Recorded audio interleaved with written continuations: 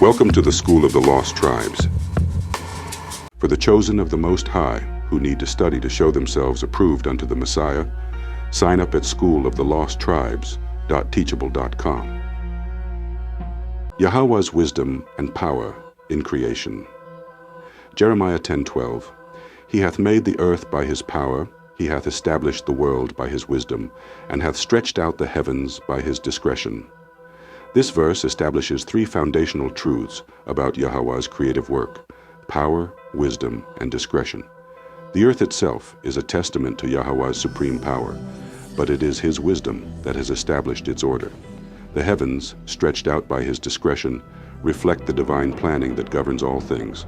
For the lost tribes of Israel, this is a reassurance that their scattering and regathering are also part of Yahweh's perfect plan. He who created the heavens and the earth with such wisdom has also orchestrated the redemption of his people.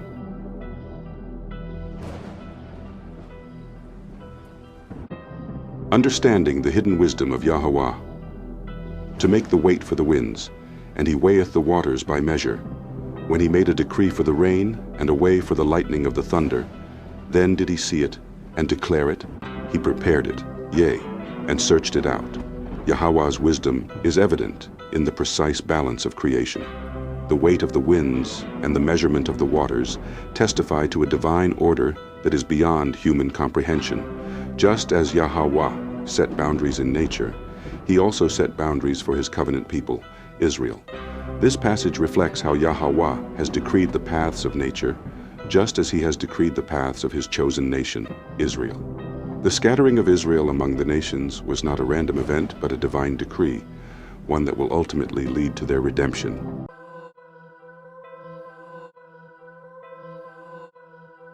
Hearken unto this, O Job. Stand still and consider the wondrous works of Yahweh. Dost thou know when Yahweh disposed them and caused the light of his cloud to shine? Dost thou know the balancings of the clouds, the wondrous works of him which is perfect in knowledge? Here, Yahweh's knowledge is described as perfect, highlighting the precision in his works. The balancing of the clouds and the control of light serve as reminders that even the natural world submits to his will. This truth extends to the lost tribes of Israel. Although they have been scattered, they remain under his sovereign plan. Their exile was by divine decree, and their restoration will be by the same wisdom that governs the heavens. The earth is filled with Yahweh's wisdom. O Yahweh, how manifold are thy works! In wisdom hast thou made them all. The earth is full of thy riches. Yahweh's creation is filled with his wisdom and abundance. The very earth itself is a demonstration of his provision and care. Just as Yahweh provides for all of creation, he will provide for his people Israel. Though scattered, they are not forsaken. The earth's riches are a foreshadowing of the inheritance that awaits the children of Jacob upon their regathering.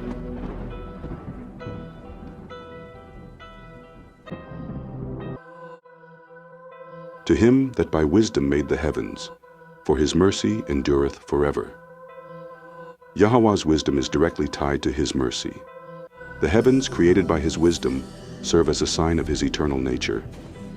For Israel, this verse is a reminder that his mercy toward them is everlasting. Though they have been punished for their transgressions, his covenant with them remains unbroken. His wisdom ensures that their restoration is inevitable. Wisdom establishes all things. Yahweh, by wisdom, hath founded the earth. By understanding hath he established the heavens. By his knowledge the depths are broken up, and the clouds drop down the dew.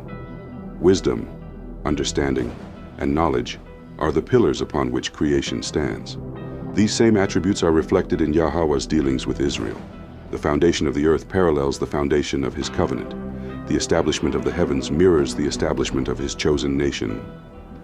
Just as he controls the waters and the clouds, he controls the fate of his people. O Yahweh, who hath measured the waters in the hollow of his hand, and meted out heaven with the span, and comprehended the dust of the earth in a measure, and weighed the mountains in scales, and the hills in a balance.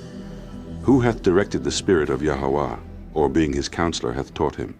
With whom took he counsel, and who instructed him, and taught him in the path of judgment, and taught him knowledge, and showed to him the way of understanding? No one can instruct Yahweh or challenge his wisdom. He alone has decreed all things. His wisdom is supreme, and his knowledge is beyond measure. This is why Israel must trust in his plan. Their exile was not a mistake. It was a divine judgment. Their return will not be by human effort, but by the power of Yahweh. Conclusion: the wisdom of Yahweh and the redemption of Israel. The wisdom of Yahweh in creation serves as a reminder of his sovereignty over all things, including the destiny of Israel. The same wisdom that established the heavens and the earth governs the redemption of the lost tribes. Though they have been scattered among the nations, their regathering is assured by the very power that holds the universe together. Just as nature operates according to Yahweh's decree, so does the covenant he established with his people. His wisdom ensures that his promises will be fulfilled. The lost sheep of the house of Israel must take comfort in knowing that their restoration is as certain as the rising of the sun, for the Creator of the universe is also the Redeemer of Israel. Yahweh's wisdom is not only displayed in the natural world, but also in his dealings with his people. The scattered Israelites are not forgotten. They remain at the center of his divine plan. The wisdom that framed the heavens will bring them home, for his covenant is unbreakable, and his promises are eternal. Yahweh grants wisdom to his people, a message to the lost tribes, for Yahweh giveth wisdom. Out of his mouth cometh knowledge and understanding. Proverbs 2:6. You stiff-necked children of Israel, how long will you refuse to listen? How long will you choose the darkness over the light, sleep over awakening? The wisdom of Yahweh belongs to you, the scattered descendants of Jacob, the lost tribes that have been cast among the nations. Yet instead of claiming what is yours, you reject the truth and embrace lies. You were given the book, the history, the prophecy, written about you, for you, and by your forefathers.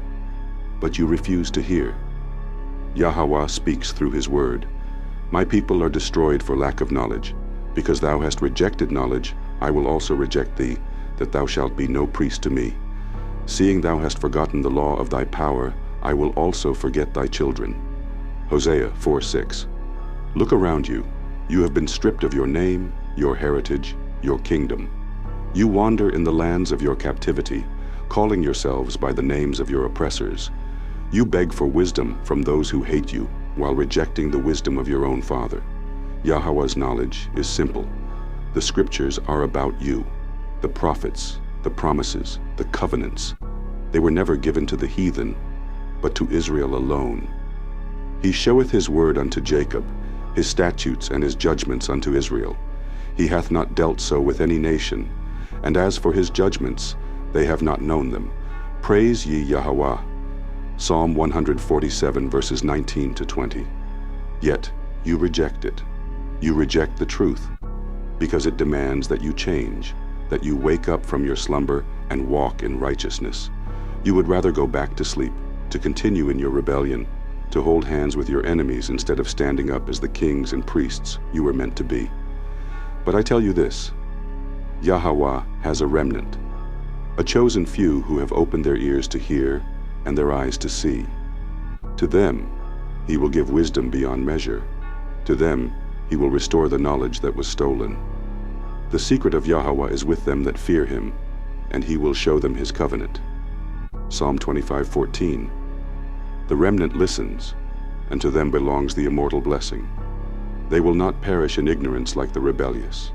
They will inherit the kingdom that was promised to our fathers, while the rest of you remain lost, wandering like dry bones in a valley of death. And I will bring the third part through the fire, and will refine them as silver is refined, and will try them as gold is tried. They shall call on my name, and I will hear them. I will say, it is my people, and they shall say, Yahweh is my power. Zechariah 13:9. This is your last warning. The time is near. The wisdom of Yahweh is waiting for you to receive it, but it will not wait forever. Choose now. Wake up and live, or sleep and be destroyed. The choice is yours.